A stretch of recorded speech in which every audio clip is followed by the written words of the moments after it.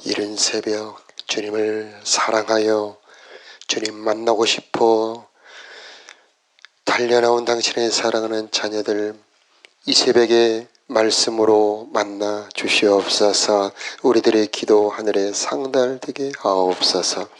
귀한 정성으로 소원으로 드리는 예물 기뻐 받아 주옵소서. 예수님 이름으로 기도드리옵나이다. 아멘. 오늘은 예레미야 26장 성전 설교입니다. 1절, 2절, 3절까지 우리 함께 합독합니다. 시작. 유다의 왕 요시아의 아들 여호야김이 다스리기 시작한 때에 여호와께로부터 이 말씀이 임하여 이르시되 여호와께서 이와 같이 말씀하시니라. 나는 유다의 성전들에 서서 유다 모든 성읍에서 여호와의 성전에 와서 예배하는 자에게 내가 내게 명령하여 이르게 한 모든 말을 전하되 한마디도 감하지 말라. 3절. 그들이 듣고 혹시 각각 그 악한 길에서 돌아오리라. 그리하면 내가 그들의 악행으로 말미암아 그들의 재앙에 내리려 한 뜻을 돌이키리라. 아멘. 자, 오늘은 우리 하나님께서 회개를 원하시는 간절한 마음 먼저 살펴봐야 되겠습니다. 우리 하나님께서 유다에게 계속 선지자를 보내서 무서운 말씀으로 경고하시는 이유는 그들을 멸망시키고 싶으신 것이 아니고 그들을 살리고 싶은 겁니다. 그래서 3절, 오늘 3절 말씀에 그들이 듣고 혹시 그 악한 길에서 돌아오리라. 그리하면 내가 그들의 악행으로 말미암아 그들에게 재앙을 내리려 하던 뜻을 돌이키리라. 어느 부모가 자식이 망하는 것을 두고 보겠습니까? 자식이 망해갈 때 그 마음이 편한 부모가 어디 있겠습니까?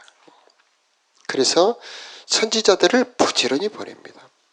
그런데 그 선지자들의 경고의 말씀, 예언의 말씀이 그들을 화가 나게 합니다. 분노하게 합니다. 그들의 자존심을 건드립니다.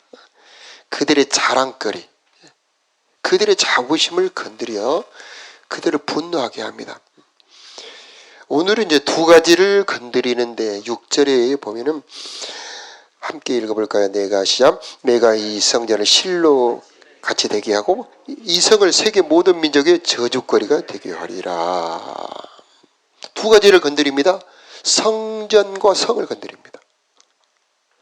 그런데 이 분노하는 사람들이 제사장들입니다. 제사장들의 자랑거리, 그 직분 자체에 무한한 자부심이 있습니다. 아론의 후손들이죠. 그들은 이 제사장 직분이 얼마나 영광스러운지 그 자부심이 사람의 말로 다 할 수 없을 정도입니다. 그런데 또 한 가지 성전에 대한 자부심입니다. 솔로몬의 영광 잘 아시죠? 그 영광과 힘으로 건축한 성전이 바로 지금 성전입니다. 그 성전에서 드려지는 예배, 그들의 자부심입니다. 그런데 이 성전이 실로같이 되리라. 이 제사장들에게는 견딜 수 없는 겁니다. 또 한 가지 그 성에 대한 안전에 대한 자부심, 이 두 가지를 건드릴 때에 그들은 예레미야를 죽이자 이렇게 나오는 겁니다. 여기서 우리는 그 예레미야의 용기를 볼 수가 있어요. 하나님의 말씀을 전하기 위해서 뻔히 보입니다. 23년 동안 그동안에 줄기차게 예레미야는 예언을 해왔습니다. 익히 서로 잘 알지요. 예레미야가 무슨 말을 할지. 아니나 다를까 이번에도 재앙을 선포합니다. 예레미야는 알고 있습니다. 그들이 어떻게 반응할지, 그들이 어떻게 분노할지 알고 있습니다. 그런데 예레미야는 주저하지 않아요. 여기서 예레미야의 용기입니다. 사명 앞에서 생명을 내어놓는 용기. 하나님의 말씀 앞에서 주저하지 않는, 하나님의 진리의 말씀을 선포하려는 예레미야의 용기. 그래서 우리가 이제 14절을 넘겨서 한번 먼저 볼까요? 14절 보라 보라 시작. 보라 나는 너희 손에 있으니 너희 의견에 좋을 대로 옳을 대로 하려니와. 이 15절에 너희는 분명히 알아라. 너희가 나를 죽이면 반드시 무지한 피를 너희 몸과 이 성과 이 성 주민에게 돌리는 것이니라. 이는 여호와께서 진실로 나를 보내사 이 모든 말을 너희 귀에 말하게 하셨음이니라. 14절에 야 내 목숨이 너네 손에 있지 않냐. 너희 좋을 대로 해라. 죽으면 죽으리라. 에스더의 그런 마음이죠. 목숨을 내어놓고 내가 이 말을 하면 내가 죽을 수도 있다. 자, 오늘 본문에서는 죽지 않지만 과연 예레미야는 죽습니다. 비참하게 죽는다고 전해집니다. 그래도 죽음 앞에 두려워하지 않고 이 하나님의 예언의 말씀을 과감하게 단호하게 전했던 예레미야의 용기, 여기서 우리가 볼 수 있고, 우리도 이제 전도할 때에 핍박이 있죠. 예수 믿으라고 말할 때 많은 사람들이 다 거절합니다. 다 화를 내는 사람도 있고 무시하고 지나가는 사람도 있고. 그래도 우리가 용기를 내야 되는 이유는 그들이 멸망당하지 않기 위하여. 선지자의 사명은 그것 아니겠습니까? 만일에 네가 전하지 않아서 그 사람이 멸망하면 그건 네 책임이다. 그래 네가 전해서 그 사람이 안 믿는다면 너는 책임이 없다. 그래서 여기서 우리는 예레미야의 그 마음을 본받아 우리도 용기를 내어 복음을 전하는 우리들이 되어야 되겠습니다. 자, 여기서 우리는 하나님이 원하시는 것이 무엇인지 우리 3절, 4절, 5절을 보면은 다시 앞으로 넘겨서 각각 그 악한 길에서 돌아오리라. 하나님은 악한 길에서 돌아오기를 원하고 계시는 겁니다. 자, 악한 길이 있고 선한 길이 있죠. 악한 길의 내용은 4절에 보면은 너는 그들에게 이와 같이 이르라. 여호와의 말씀에 너희가 나를 순종하지 아니하며 내가 너희 앞에 둔 내 율법을 행하지 아니하며. 5절에 보면 내가 너희에게 나의 종 선지자들을 꾸준히 보내 그들의 말을 순종하라고 하였으나 너희는 순종하지 아니하였느니라. 하나님의 말씀을 듣지 않았다. 하나님을 거절했다.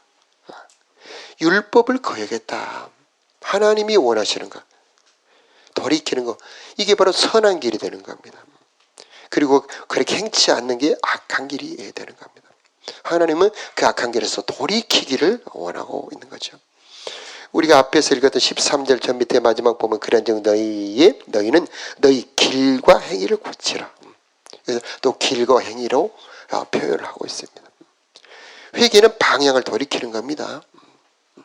가던 길을 돌이켜 원래 길로 돌아가는 것입니다. 자, 그것이 그들이 살 수 있는 그 생명이 되고 복이 되는 겁니다. 자, 여기서 우리 하나님께서는 그들의 껍데기 신앙, 그들의 허울 좋은 그 외식 신앙을 깨뜨립니다.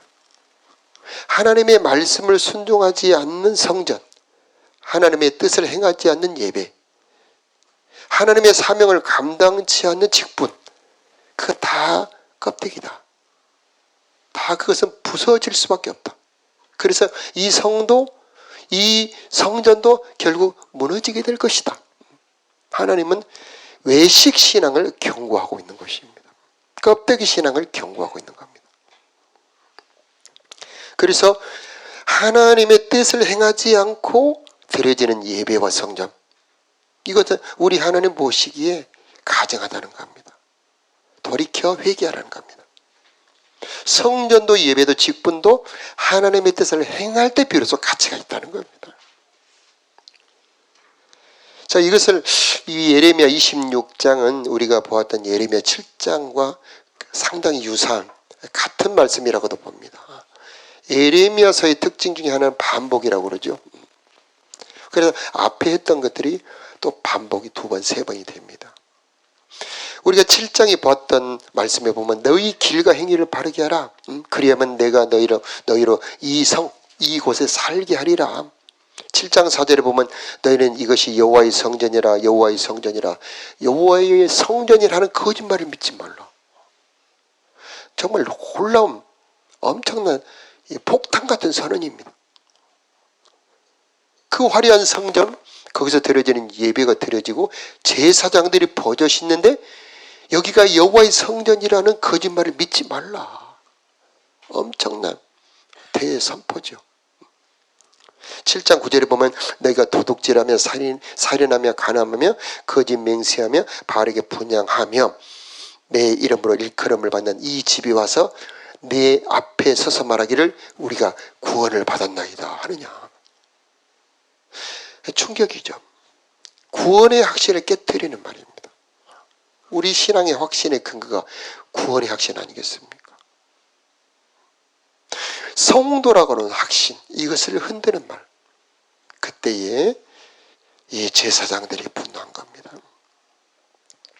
그래서 우리 하나님은 껍데기 신앙을 벗고 진실로 알맹이, 정말 열매 있는 신앙을 원하고 계신다는 겁니다.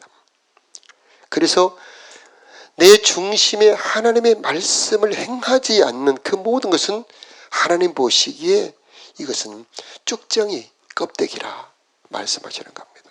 그래서 회개하라는 겁니다. 하나님이 원하시는 건 무엇입니까? 우리가 우리들의 신분에 맞는 행동, 우리가 앞으로 받을 축복에 맞는 새 사람이 되기를 원하고 있는 것입니다. 저와 여러분은 모두 천국에 들어갈 자들 아니시겠습니까? 그것이 여러분의 믿음이죠. 여러분 모두 하나님의 자녀됨의 확신이 있으시잖아요. 그렇죠. 그런데 그 천국에 들어갈 자들은 죄를 가지고는 들어갈 수 없다는 겁니다.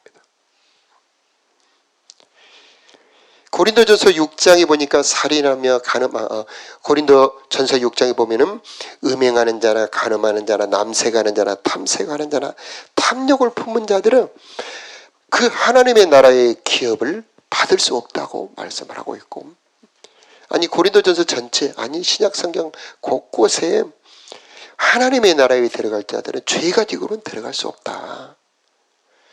회개해야 되는 이유가 무엇인가? 이미 우리는 구원받았습니다. 구원받을 때는 어떤 죄인도 다 구원을 받을 수 있습니다. 살인을 하든 간음하든 그 어떤 악한 행동을 했다 할지라도 어떤 악인이라도 구원을 받을 수가 있습니다. 그런데 구원받은 우리들에게 하나님이 구원받을 때 주신 약속이 뭐냐면 천국의 약속입니다. 너희는 내 자녀들이다. 자녀들이면 상속자들이다. 천사들을 다스리게 될 것이다. 그렇다면 이제 천국에 들어갈 자들이라면 죄를 버리라. 모든 악한 것, 정욕에 속한 것, 육신에 속한 것을 버리라고 우리 하나님이 요청하고 계신다는 겁니다. 자, 이스라엘 백성들은 가나안 땅의 젖과 꿀이 흐르는 복된 축복을 누리죠. 성전의 그 영광을 누리고 있고 성의 안전을 누리고 있는데 그 모든 복을 누릴 조건이 바로 하나님의 뜻, 하나님의 요청, 말씀을 지키는 신앙입니다. 이걸 청종신앙이라고 그러죠. 그래서 13절에 너희는 하나님 여호와의 목소리를 청종하라. 순종신앙입니다. 자, 이 순종신앙을 외쳤을 때에 제사장들과 그 당시에 힘을 가진 왕들이 분노합니다. 그래서 예레미야를 죽이고자 하는데, 자, 오늘 본문에서는 예레미야가 죽임을 당하지 않는 장면이 나옵니다. 그 당시에 모두가 다 부패하고 타락한 것이 아니고 진리편에 선 자들이 일부분 있었다는 것을 보여주고 있습니다. 하나님의 말씀을 다 거절한 것은 아니고 예레미야를 보호했던 사람들이 나오고 있습니다. 보면은 16절에 보면은요,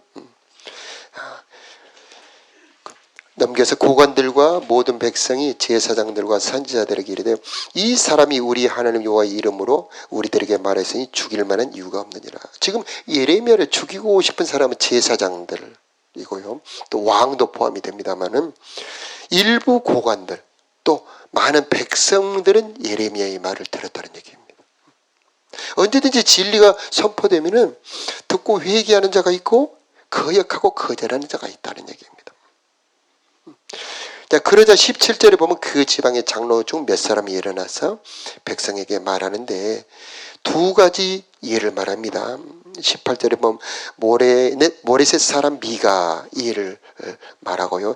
20절에 보면 기랏 예아림 스마야의 아들 우리야, 이 두 경우를 말하는데요. 첫 번째 말했던 이 18장에 나온 모레셋 사람 미가는 이 예언으로 멸망을 선포했지만 죽임당하지 않고 보호받았던 사람입니다. 히스기야 시대죠. 우리가 아는 것처럼 히스기야는 믿음의 왕이죠. 순종의 사람이고요. 그가 예루살렘의 멸망을 선포하며 회개를 촉구했을 때 그는 죽임당하지 않았다. 이 예를 들어 말하고 20절에 이때의 왕은 여호야김입니다. 여호야김 21절에 나오죠. 이 사람은 죽임을 당했다는 겁니다. 이 두 가지 예를 말하면서 자, 이 예레미야를 보호하는데 마지막 24절에 한번 읽어볼까요? 사반의 아들 시작. 사반의 아들 아히감의 손이 예레미야를 도와주어 그를 백성의 손에 내어 주지 아니하여 죽이지 못하게 하니라. 아히감이라는 사람이 나옵니다.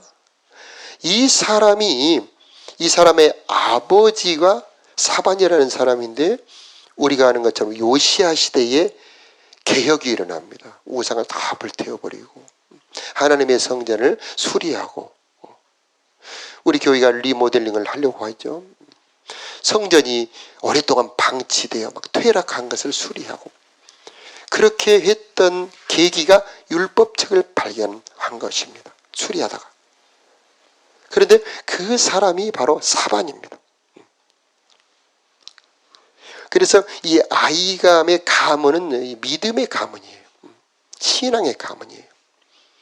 이 아히감의 아들이 그달랴라는 사람인데 예루살렘이 바벨론에게 멸망당하고 난 다음에 바벨론이 예루살렘 총독으로 임명한 사람이 바로 아히감의 아들입니다.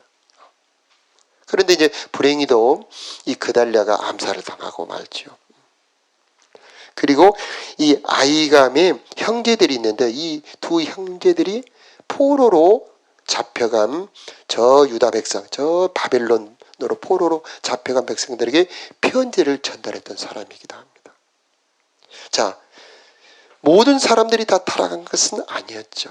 곳곳에 믿음의 사람들이 숨어 있었습니다. 오늘날 많은 사람들이 예수를 버리고 믿음을 버리고 가지만 그래도 곳곳에 숨겨놓은 의인 7천이 남아있는 것처럼 예레미야의 시대에도 소수이지만 믿음을 지키는 사람들이 있었다는 겁니다. 하나님의 말씀이 선포될 때 거절할 것이냐 받아들일 것이냐. 지금 시대도 마찬가지죠. 하나님의 진리의 말씀이 선포될 때에 너희 안에 불순물을 제거하라. 껍데기 신앙을 회개하라. 명분은 직분은 가지고 있고 예배와 교회에 당이 있지만 너희 안에 진실로 하나님의 말씀이 들어있느냐 돌아보고 회개하라고 외치는 이 말씀이 어떤 사람들에게는 반발과 반역으로 반발과 그 반발로 나오지만 어떤 사람들에게는 그 말씀이 달게 들어져서 회개가 일어나게 된다는 겁니다. 자, 저와 여러분은 어떤 편에 서고 계십니까? 하나님의 말씀이 선포될 때에 우리는 찔림이 있는 것이 축복이고요. 자, 우리가 하나님의 말씀이 선포될 때에 네 가지가 있습니다. 첫 번째, 양심의 찔림을 받아 돌이키는 사람이 있습니다. 그래서 성경을 읽고 스스로 돌이키는 사람이 있습니다. 두 번째로는 책망을 받고 돌이키는 사람. 선지자에게 또는 목회자에게 책망을 받고 돌이키는 사람이 있죠. 그런 사람은 복이 있는 거죠. 그러나 그때에 반발하며 떠나버리거나 그 다음에 괴로워하는 사람들도 있죠. 자, 세 번째는 징계를 받고 고난을 받고 돌이키는 사람이 있습니다. 마지막에는 징계를 받고도 돌이키지 못하고 결국 회복하지 못하는 사람이 있습니다. 자, 여러분 어느 것이 가장 좋겠습니까? 말씀 앞에 내가 바로 서서 그 말씀이 내 양심을 찌르고 내 영혼을 흔들 때에 내 스스로 회개하는 게 가장 좋은 것이죠. 자, 그런 은혜가 이 새벽에 오신 여러분들에게 있기를 바랍니다. 그 우리 하나님은 성령으로 우리들의 마음속에 돌이킬 마음을 주십니다. 회개도 내 힘으로 되는 것이 아니고 하나님의 은혜로 되는 것입니다. 하나님의 말씀을 듣고 돌이켜 하나님의 말씀이 거울이 되어 내 안에 들어있는 부족함과 불순물을 볼 수 있는 사람이 축복인 겁니다. 그래서 애통하는 자가 복이 있나니 저희들은 위로를 받을 것이라고 말씀합니다. 하나님이 구하시는 제사는 상한 심령이라고 합니다. 주님 잘못했습니다. 네 안에 이런 죄와 악이 들어있사오니 나를 고쳐주시옵소서. 이 하나님이 가장 기뻐하는 기도가 되는 겁니다. 저와 여러분들은 장차 천국을 물려받을 자 그리스도의 신부로 장차 천사들을 호령할 사람들이고 하나님의 나라의 영광과 권세를 맡을 자들입니다. 그러므로 우리 안에 모든 악과 죄들은 어울리지가 않습니다. 그 악과 죄를 가지고는 그 기업을 물려받을 수가 없습니다. 그래서 내 안의 죄들을 다 말씀으로 제거하고 성령으로 새로워지는 것이 우리가 해야 될 일이 되는 겁니다. 여러분 하나님의 말씀으로 책망을 받고 징계를 받을 때에 돌이켜 회개하는 복이 있으시길 바랍니다. 우리 하나님께서 우리 주님께서 말씀하시길 회개하라 천국이 가까웠느냐고 그렇게 말씀했어요. 회개하는 자가 천국을 받는 것입니다. 어떻게 회개합니까? 내 힘으로는 회개도 안 됩니다. 회개도 하나님이 도와주시는 겁니다. 회개를 할 때 우리들에게 가장 필요한 것은 하나님의 법, 하나님의 말씀 앞에 서야 회개가 되는 겁니다. 기준점이 중요합니다. 무엇이 옳은 건지 무엇이 잘못된 건지를 발견하는 게 첫 번째입니다. 두 번째로는 내 안에 그 말씀에 비추어 잘못된 것이 발견되었다면 내가 바로 그러다. 다윗의 신앙이죠. 다윗 신앙은 회개 신앙입니다. 잘못을 돌이켜 뉘우치는 신앙입니다. 그리고 그 죄를 버리기 위해 몸부림치며 눈물로 기도하는 신앙입니다. 침상이 적실 정도로 그는 죄를 아파합니다. 그리고 기도하죠. 우리가 잘 아는 시편 51편에. 그래서 결국 다윗은 회복할 수가 있었습니다. 우리 인생을 망가뜨리는 것은 외부에 있는 환경이 아니고 내 안에 들어있는 죄라고 하는 것을 발견할 때에 우리들의 삶에는 회복이 있고 변화가 있습니다. 하나님은 우리 하나님 보시기에 바로 서 있는 자들을 반드시 축복하시는 분이십니다. 그러나 그가 아무리 왕성하고 장성하다 할지라도 죄가 있는 것을 무너뜨리는 분이 바로 우리 하나님이십니다. 자, 그러므로 우리는 예레미야의 말씀을 통해서 하나님 회개의 은혜가 있기를 원합니다. 하나님 내가 진리편에 서기를 원합니다. 여기 제사장들처럼 분노하며 하나님의 뜻을 거절하지 않고 주님 앞에 바로 서는 내가 되게 하여 주시옵소서. 기도하는 이 새벽 저와 여러분 되시길 바랍니다. 자, 기도하겠습니다.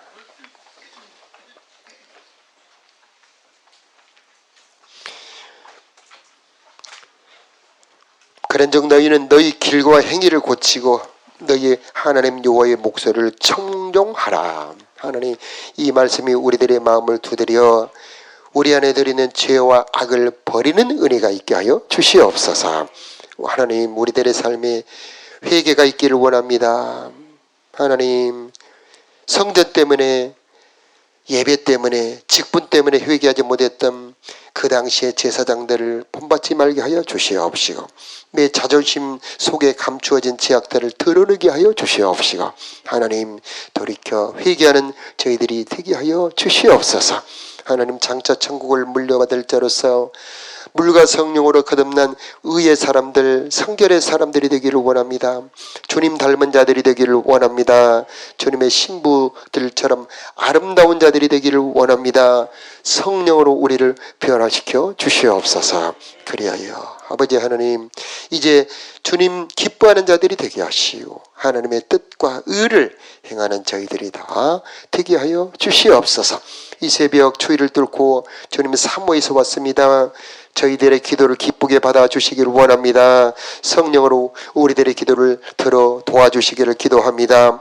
하나님, 이 시간 하늘의 문들이 열어지기를 기도합니다. 닫혔던 저들의 문제의 문들이 열어지기를 기도합니다. 저들의 삶에 하나님의 임재와 역사가 있기를 기도합니다. 하나님, 이 시간에 도와주시옵소서. 하나님, 우리 교회에 은혜가 있기를 원합니다. 말씀이 그대로 전파되기를 원하며, 하나님의 말씀이 전파될 때에 영혼들이 소생하며 회복이 일어나며 하나님의 영광이 나타나는 우리 교회 강단 되게 하여 주시옵소서. 이 모든 말씀 우리 주 예수님 이름으로 기도드리옵나이다. 아멘.